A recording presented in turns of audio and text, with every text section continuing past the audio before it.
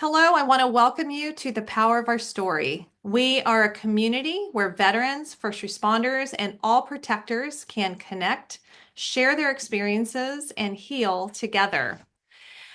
We are now inviting our families of the fallen to join our tribe for healing and connection. We invite all family members that had a loved one sign on that line or saw the people they served on their worst day as first responders. We want to honor your loved one, however they died, by giving you an opportunity to share with us how they lived, letting us get to know them and honor them with you. And today I'm so honored and so excited to welcome Jodie Baulkham, who will be sharing her story and the love of her life. So, Jodie, I want to welcome you, and I'll hand it over to you, and then we'll have a great conversation afterward. Thanks so Yeah. much for being here. Thank you, Sarah. Sarah, I appreciate it very much. I am the spouse of a RCMP police officer. That's the Royal Canadian Mounted Police. My husband, Chris, was murdered on duty just over 17 and a half years ago. And so I've had the opportunity to share the things that I've loved about him. And today I'm going to be sharing, I would say, more of the messy middle. And I've taken my story and I've written it down, and I've published a book called Choosing My Tomorrow. And these little sticky excerpts are ones I'm going to share with you today in hopes of really building connection in the way that grief can impact us, because we often feel very alone and isolated. And the benefits of this group is that we have a shared understanding of what that is, and just to build family and tribe here. And so the first part of my story begins with the news about finding out about Chris. So I'm going to start there. The knock at the door came shortly after 5:30 a.m. I was up changing our 8-month-old daughter, Alexis. Knowing that a house guest at that hour of the morning was not usual, I placed Alexis back in her crib and answered the door. A colleague of Chris's and a friend of ours, Constable Carla George, was on the other side. I could tell she had not been awake long, as she had a sleep line on her right cheek. In a rushed tone, she asked, "Is Chris home?" I said, "No, he was called out a few hours ago." She said, "We can't seem to reach him." I walked up the 4 steps from our foyer and across the hall into the office. I could hear Alexis becoming restless. Chris had taken over the closet in that room to store his kit and uniform. He also used it as his private dressing room.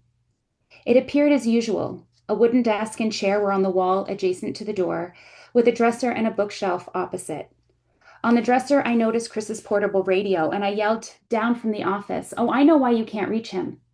I picked up the radio and quickly carried it back with me to where Carla was waiting. I handed it to her. "He left his portable on the dresser."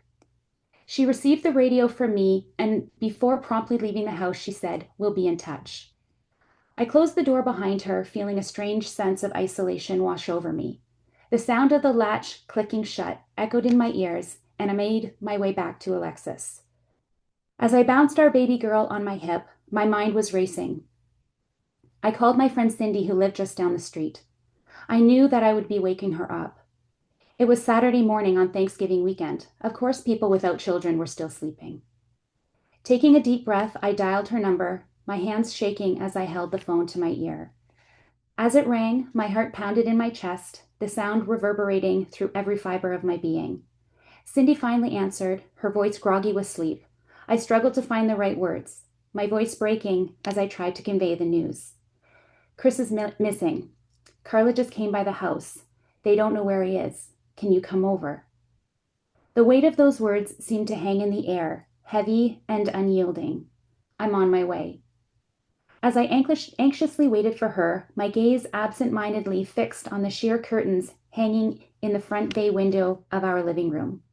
Through the delicate fabric, I caught sight of someone walking up my driveway carrying 2 cups of coffee.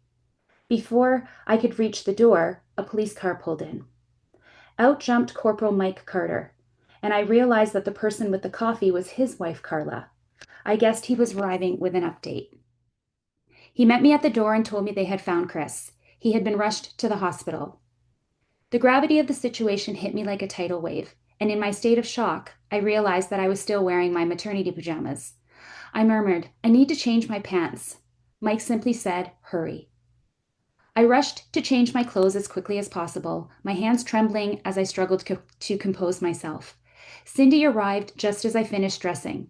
With Alexis under the care of Mike's wife, in a blur of emotion, Cindy, Mike, and I all piled into the police cruiser and headed towards the hospital.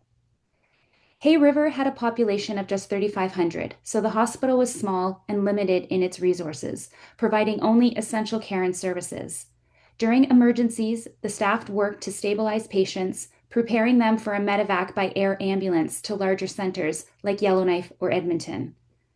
Medevac transports were a regular part of life in the Northwest Territories, bridging the gap between remote communities and advanced medical facilities. As we made our way to the hospital, my mind was overwhelmed with worry and fear. The hospital, once a place of joyful anticipation during my pregnancy ultrasound, was now a reminder of the fragility of life. The uncertainty of the situation weighed heavily on us as we awaited news of Chris's condition. Together, we pushed through the heavy hospital doors, the cold air of anxiety embracing us as we entered. With each step, my heart pounded in sync with the urgency of the moment. With a mix of apprehension and anticipation, we approached the nurse's station. There, a compassionate nurse met us with concern etched across her face. "Chris and the doctor are in the ER," she confirmed, her voice gentle yet laden with worry.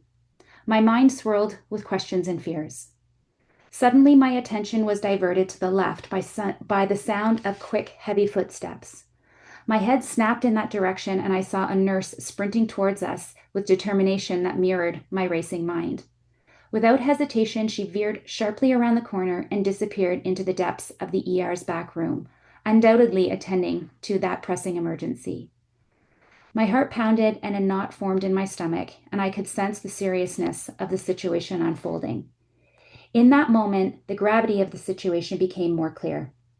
I braced myself for the possibility that Chris might need a medical transport, and my thoughts turned to our daughter. As the weight of the responsibility settled upon me, I knew I had to plan to accompany him on a medevac.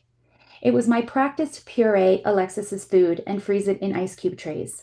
At 8 months old, she was eating a variety of food, and I took pride in making most of it for her. I needed Cindy to know how to care for Alexis while I was caring for Chris. As we stood at the counter, my hands trembled uncontrollably as I put pen to paper.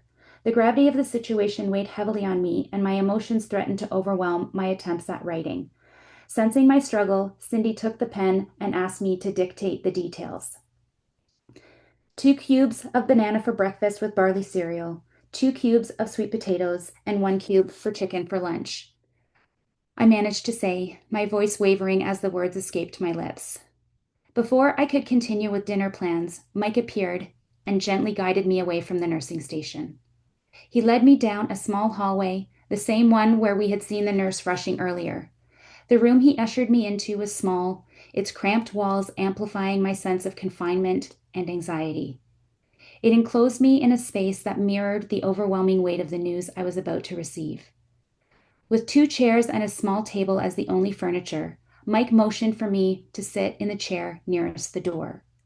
As I lowered myself into the seat, the hard, cold plastic seemed to accentuate the harsh reality I was about to face.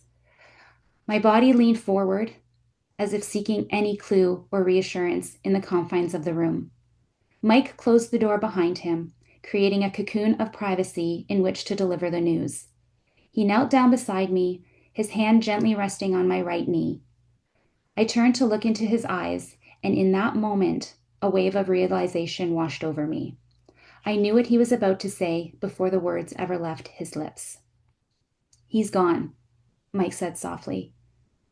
My voice faltered, and I began to stammer, unable to form coherent sentences. Questions raced through my mind at lightning speed, each thought colliding with the next in a chaotic jumble. As my body succumbed to shock, I instinctively shook my head in disbelief, as if denying the truth could somehow make it any less painful. My hands moved from my lap to my head, trying to soothe the storm of thoughts and emotions that threatened to overwhelm me. Seeking some semblance of stability, I leaned forward, resting my elbows on my knees, and cradled my head in my hands. Seconds felt like an eternity as the weight of the reality bore down on me, leaving me raw and vulnerable. In those brief moments, my world had been shattered, and the enormity of the loss was beyond comprehension. The room seemed to close in around me, echoing the confines of my heart as I grappled with the unfathomable truth that had forever altered the course of my life. Time seemed to stretch and compress, all happening in a breathless instant after Mike's revelation. I sat back up, took a deep breath, looked at Mike, and formed a short, concise sentence. I want to see him. Jodie, I don't think that's a good idea. Tell the doctors to clean him up. I am going to see him. The journey down the seemingly endless ER hallway felt like a slow, agonizing march towards an inevitable and devastating truth. With each step, the door ahead seemed to retreat further into the distance, as if trying to shield me from whatever lay beyond. Familiar faces dotted the scene, belonging to the tight-knit detachment and support staff, providing a sense of community in ordinary circumstances. But today was different. Brad, one of the other constables, stood resolute in his uniform, guarding the ER door. His presence should have been a source of comfort, a reminder of camaraderie in times of crisis, but I knew that his duty was to preserve evidence, to ensure the continuity of the investigation, and this meant being there when I faced the unimaginable.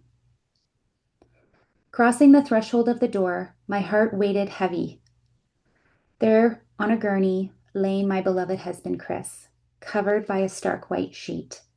His sturdy black boots peeked out from underneath, a heartbreaking sight that emphasized the tragedy of the moment. An intubation tube protruded from his lifeless body, a cold reminder of the efforts made to save him. Unable to take my eyes off Chris, I mustered the strength to make a simple request, my voice trembling with emotion. Can you take the tube out? I sought a glimpse of his familiar face, hoping to find solace in the reassurance of his features. The doctor, standing close to Chris's head, expressed his regrets. No, I'm sorry, the tube has to stay.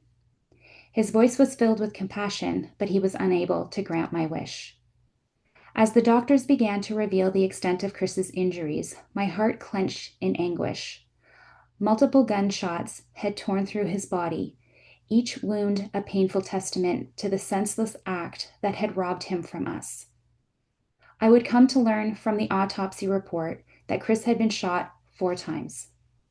In the upper left thigh, through the pelvic bone, through the left chest muscle, which also punctured his left arm, and the fatal blow was through his neck, nearly completely severing his jugular vein. Despite the emotional turmoil surrounding me, I moved closer to Chris, my hands trembling as I reached for his. Holding his cold, lifeless hand in both of mine, I turned his wedding ring gently on his finger, cherishing the symbol of our love and commitment. A desperate longing to remove it from his finger filled my heart, but I didn't ask if I could take it off. I knew the answer would be no. Whispering into his ear, I told him how much I loved him, while my tears fell like gentle raindrops on his skin.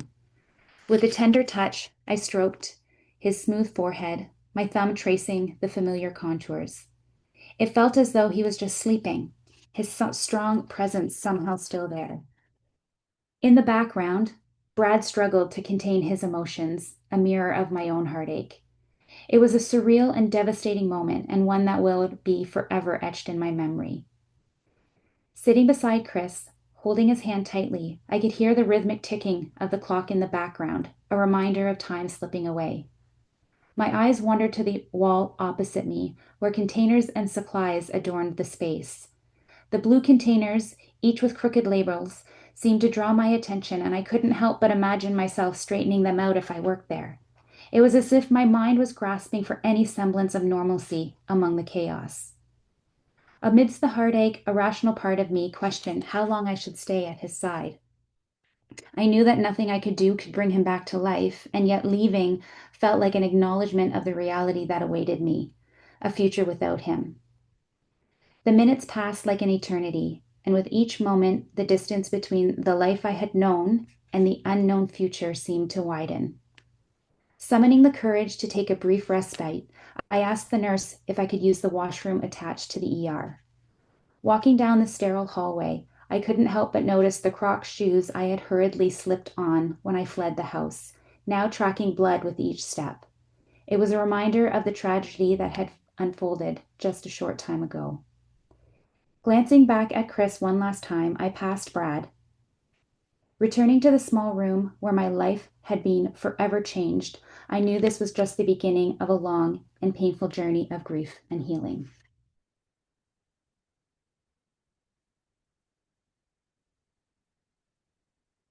Counselor and psychotherapist Brenda Sidhu's explanation of survivor mode resonates deeply with my experience after the tragic loss of Chris. She explains that, in simple terms, survivor mode is our body's automatic response to danger.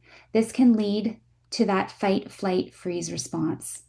It was as if my body and my mind were on high alert, constantly scanning for danger and trying to cope with the overwhelming emotional turmoil. The fight, flight, or freeze response became a constant companion, and it took all my energy trying to navigate through each moment. The passage of time during those first 24 hours after Chris's death is a surreal blur. Some moments felt like a whirlwind where everything was moving at an alarming pace, while other moments time seemed to drag on endlessly. My mind struggled to make sense of the immense grief, questions, and emotions that flooded it. I was stuck in a disorienting fog, unable to find a clear path forward. Numbness and raw intensity coexisted within me. I could feel my emotions oscillating between feeling nothing at all and being overwhelmed by a tidal wave of pain and sorrow. It was an incredibly disorienting experience, as if my heart and mind were engaged in a constant battle. Simple tasks that once seemed effortless now felt daunting and overwhelming. I knew there were things that needed to be taken care of, but I couldn't find the energy or focus to even start. The weight of grief and shock clouded my ability to make decisions or carry out basic actions. I needed help, and that's when my chosen family and the RCMP family came to my aid.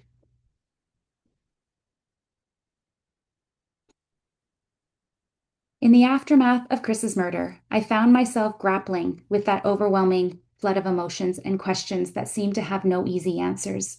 It felt as if I was observing everything from a distance, like I was floating above myself, disconnected from reality. The haze that surrounded me made it difficult to process the weight of the situation and the multitude of tasks that needed to be addressed. I noticed that people started to speak to me in slow, simple language, as if I had regressed to a childlike state. Their eyes searched for any sign of acknowledgement or recognition from me, but I struggled to respond in the way that they expected. Some topics would immediately pull me into full alertness, like discussions about the ongoing investigation. In those moments, I was attentive and focused, trying to gain any understanding of what had happened. However, when others approached me with words of sympathy and sorrow, I found myself tuning them out. I didn't want their pity or reassurance. My grief was too raw, and I felt a sense of resentment towards those seeking comfort from me when I needed it from them the most. In my fragile state, I couldn't fully comprehend their intentions. Grief has a way of warping our sense of reality, making it difficult to navigate through everyday interactions. It felt as if I was wearing a thick emotional armor, shielding myself from anything that might exacerbate my pain. I was on autopilot, just trying to get through each day without completely unraveling.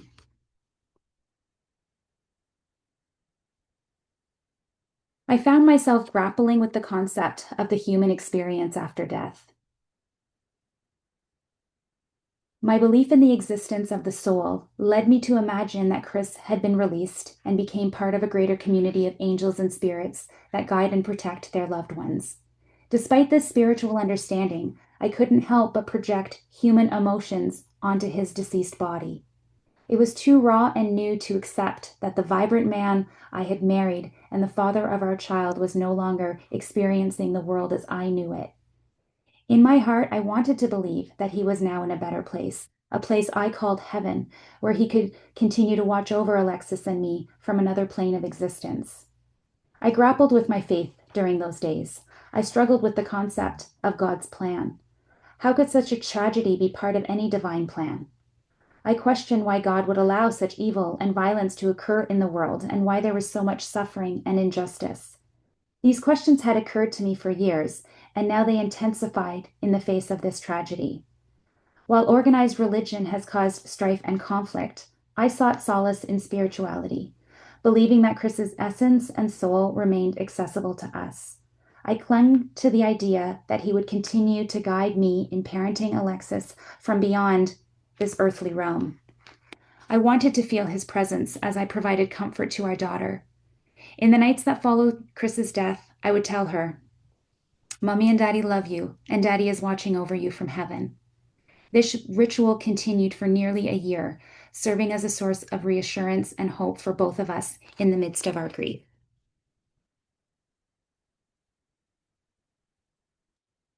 It seemed like every few hours there was a new person of importance showing up at my door, believing that they should offer their condolences in person due to their position or experience. I put person of importance in quotations because that was how others perceived them, not necessarily how I saw them. These were individuals Chris and I had never met, and I struggled to understand why they felt entitled to be there during such a deeply personal and difficult time. My emotions were raw, and I had little desire or capacity to engage with even those I had known and loved for years. The idea of expending my energy to sit with these strangers just so their offices could report that they had spoken to the widow didn't sit well with me. I found it challenging to navigate these encounters as my grief and devastation were so intense that I could barely maintain composure with my closest confidants. In the privacy of my circle of trust, the chosen few who sat with me in my living room, I expressed myself without filters. My emotions poured out as I tried to find some semblance of understanding and a path forward amidst this overwhelming pain. In those moments, my thoughts were far from polished or professional. I was grappling with intense anger, grief, and the feeling of having my soul ripped open. Those who were there to support me listened to my raw and unfiltered dialogue, allowing me to vent and rage as I searched for some sense of resolution and clarity in the face of unimaginable loss.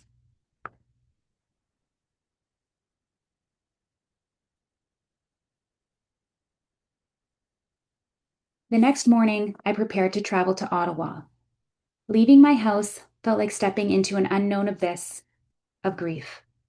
As I boarded the RCMP plane, I couldn't help but feel a heavy ache in my chest, knowing that this departure marked the end of the life I once knew. It was a surreal feeling, almost as if I was leaving a part of myself behind in that house. Amidst the busyness of packing and planning, I had managed to keep my emotions in check, but as the moment of departure approached, as the floodgates of grief opened, I needed a few minutes of solitude, away from the concerned looks and the sympathetic glances of my loved ones. Everybody out, I just need a few minutes. I implored, needing the space to release the pent up emotions that had been building inside of me. Alone in our bedroom, clutching Chris's white undershirt, I allowed myself to unleash the anguish I had been holding. The sounds that escaped me were primal, raw, and gut wrenching. The reality of his absence hit me like a tidal wave, and I realized that I had to face a future without him. In that moment, I made silent vows to him, promises that I would honor our plans, raise Alexis with love, and share stories of our life together to keep his memory alive in our hearts.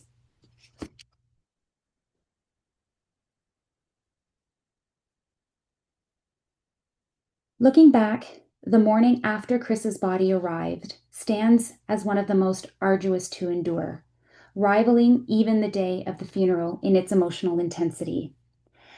As I was picked up from the Warden family house, my heart weighed heavily with the knowledge of what lay ahead.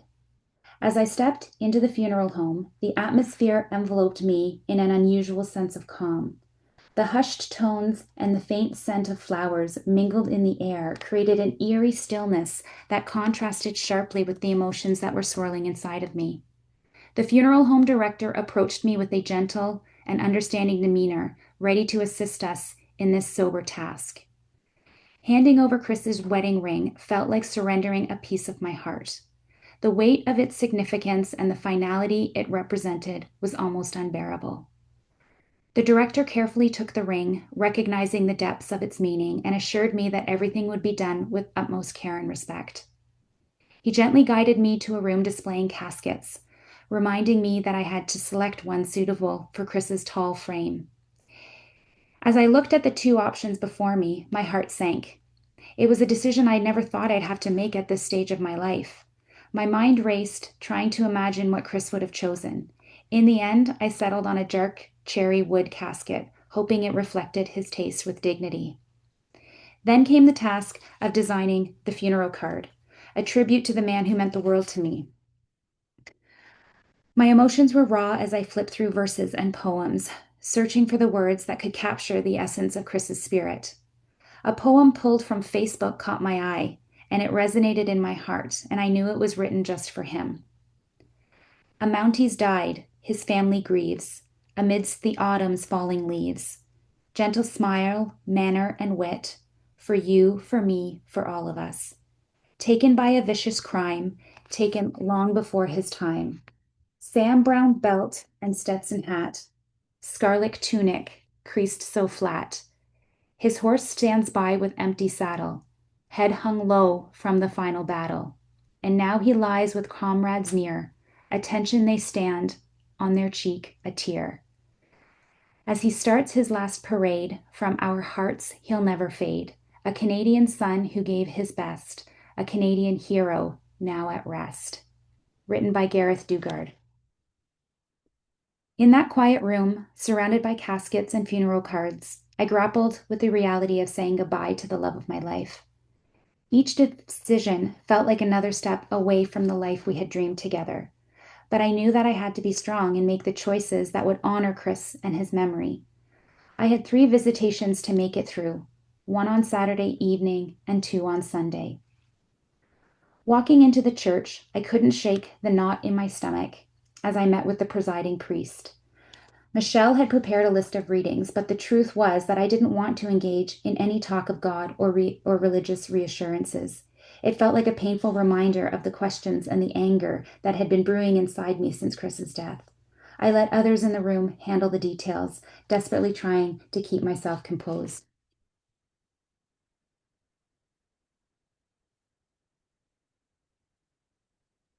From the church, we embarked on a solemn drive, navigating the winding roads that led us to Beechwood Cemetery. The gates of the cemetery welcomed us, and I couldn't help but notice the towering trees that stood as silent guardians of the sacred ground. The staff received us with utmost sensitivity, understanding the pain that had brought us here. They'd ushered us into a small room adorned with 3D maps and blueprints, giving a tangible form to the vast expanse of the cemetery. Our guide pointed out the different sections, but my mind struggled to focus. It was as if reality had become hazy, blurred by the weight of the grief. And as I peered at the blueprint-sized paper with its tiny numbers and writings within the boxes, the realization of Chris's imminent resting place hit me like another tidal wave. My throat tightened and tears welled up in my eyes, threatening to spill over at any moment. The thought of choosing a final resting place for him seemed unbearable, an acknowledgement that he truly was gone. In the midst of the guide's explanation about how many people could be laid to rest together, my mind started to wander. I could no longer bear to hear such practicalities. My heart ached, and I needed to escape from the painful reality unfolding before me. Leaving the conversation mid-sentence, I walked away, seeking solace by the flagpoles. There, beneath the fluttering flags, I allowed my anguish to flow freely.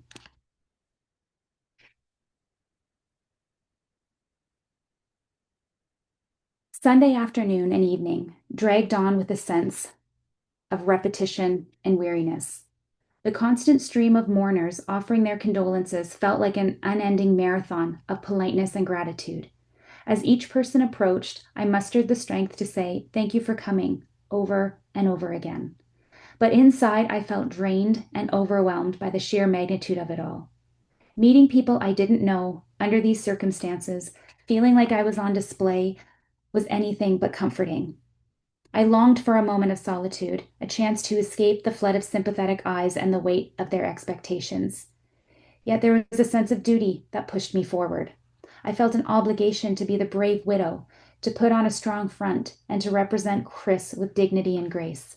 It was as if I owed it to him to show the world that I was coping better than expected. But the truth was that every passing day seemed to bring new levels of fatigue, both physically and emotionally. Living in survivor mode took a toll I couldn't have imagined.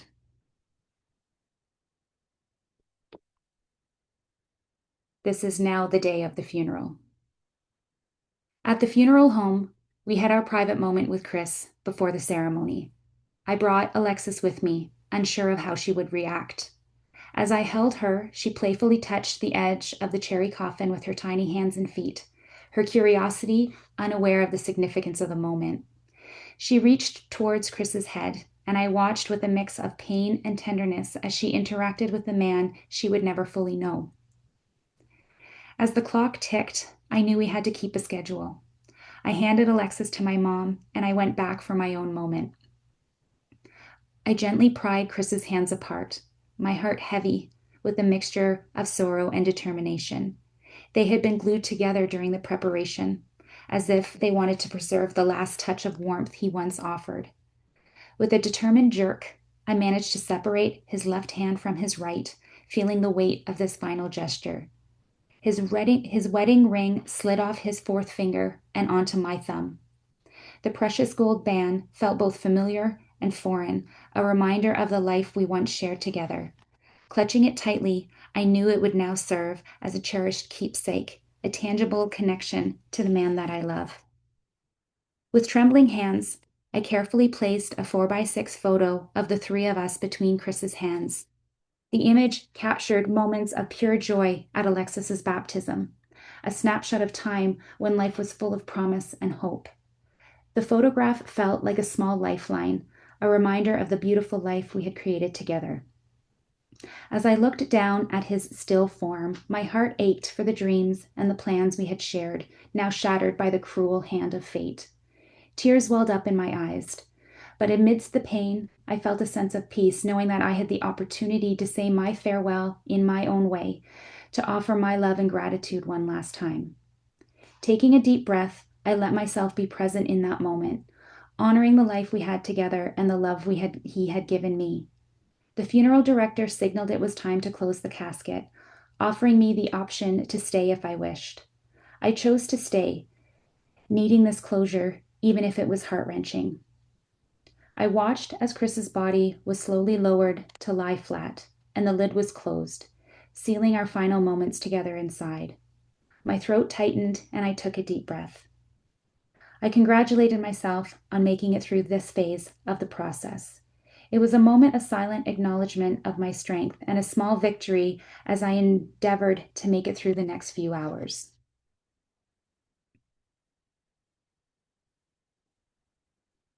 The flag folding ceremony commenced, a meticulous and heartfelt process that held deep meaning for all of us.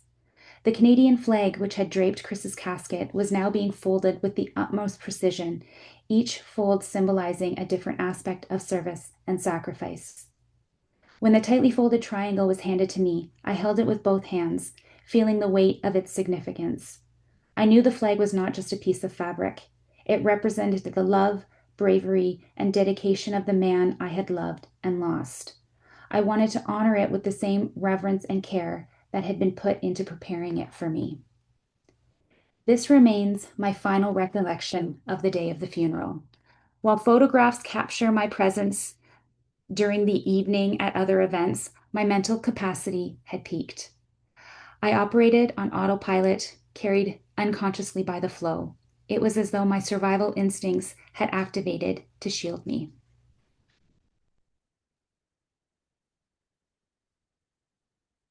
This section now talks about when I was on my way back up north. I needed to stop at the RCMP headquarters in order to sign some papers. We walked down a long hallway that seemed to stretch forever until we reached a spacious boardroom. Inside, a man and a woman were seated behind a large oval table, surrounded by stacks of paper and file folders. As we entered, they rose from their seats, offering their condolences with sincere expressions of sympathy. We shook hands and they invited me to take a seat. The gravity of the situation began to sink in once again, and my emotions were a swirling mix of vulnerability and trepidation. The man's explanation of the requirements after a line of duty death felt like a distant echo in my mind. The weight of everything was overwhelming, and my attention drifted in and out as he spoke.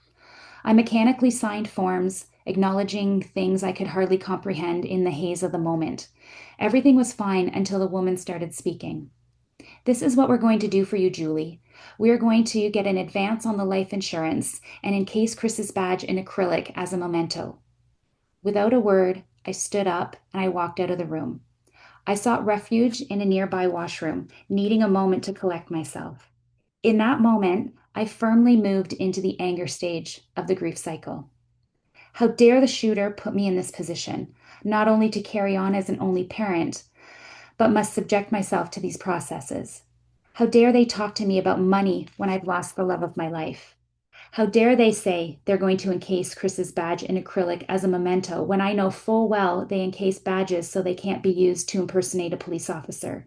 How dare the lady who was trying to help and support me call me Julie? She can't even get my name right. How dare anyone?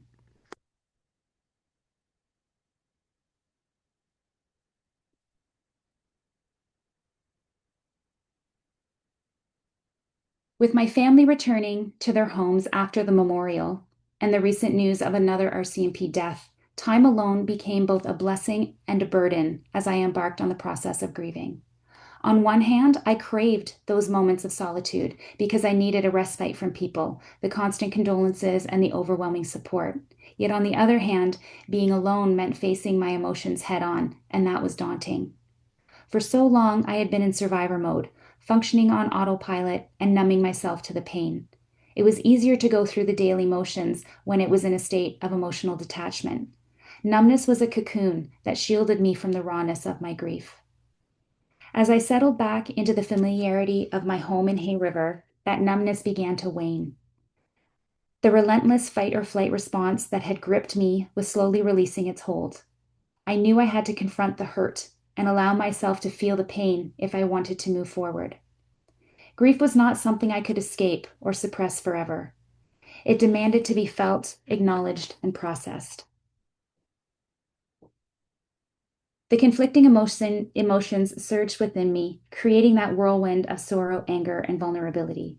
And each emotion vied for my attention, making me question if I had the strength to face them all. But somewhere deep within me, I knew that confronting my grief was the only path to healing. Like a crisscrossed web, the pain had to be unraveled and untangled piece by piece in order to make sense of the devastation that had been thrust upon me. And so, with determination and trepidation, I allowed myself to really start to grieve. I let the tears flow, I let the anger rise, and the heartache consume me. It was a roller coaster of emotions, and at times I felt like I was drowning in the intensity of it all. I made the decision to acknowledge the weight of reality, to confront the depths of my pain, and to embrace that emptiness as part of my healing process. It was a difficult path, but I was determined to walk it with courage and resilience.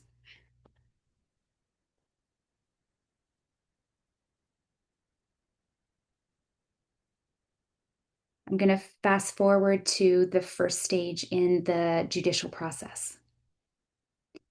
In that courtroom, I sat, bound by the formality of the proceedings, while my heart wrestled with a multitude of feelings. The accused faced justice, but we faced the haunting shadows of a tragedy that had irrevocably altered my life. The sound of legal arguments and witness testimonies filled the room, each syllable cutting through the air like a reminder of what had been lost. Yet, despite the overwhelming urge to speak out, I remained silent, choosing to abide by the rules of the court. Every passing moment was a challenge in restraint. The desire to question, to demand answers, simmered beneath the surface, threatening to erupt. The courtroom held so many unanswered questions and so many discrepancies that begged to be addressed.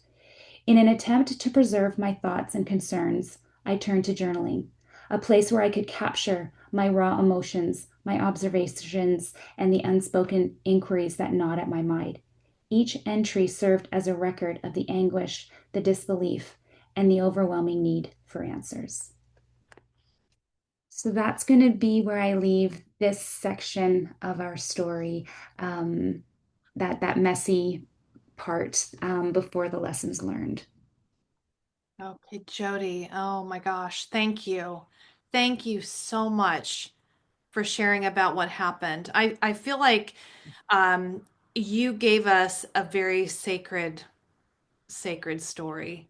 Reading it yourself, understanding what you went through. There's no story exactly like yours. This is absolutely your own story.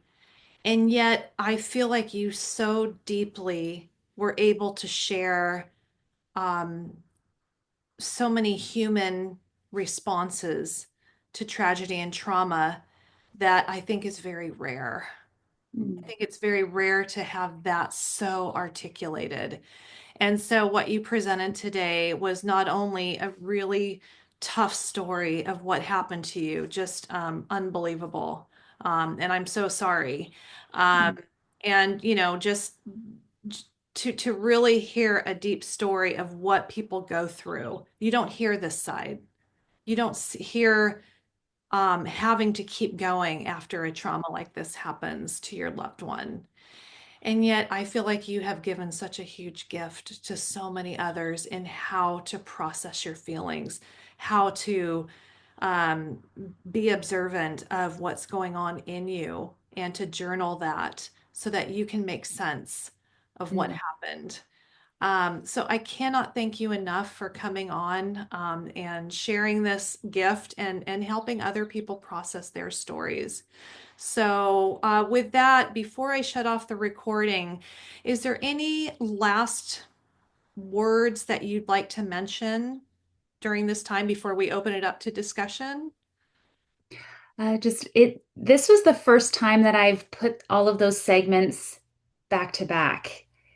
In the book, there are other things that are happening, and there's a little bit more of a reprieve. And so for me, it was an interesting feeling as I was reading it because I hadn't read it out loud for practice or anything to have some of those emotions come back and just honoring those things and letting other people know that wherever they are in their grief journey, it's that's where they're meant to be, and there's other people who want to be there to support you. So I'm just so thankful that I've been able to share, and Sarah, that you've created the space to do so.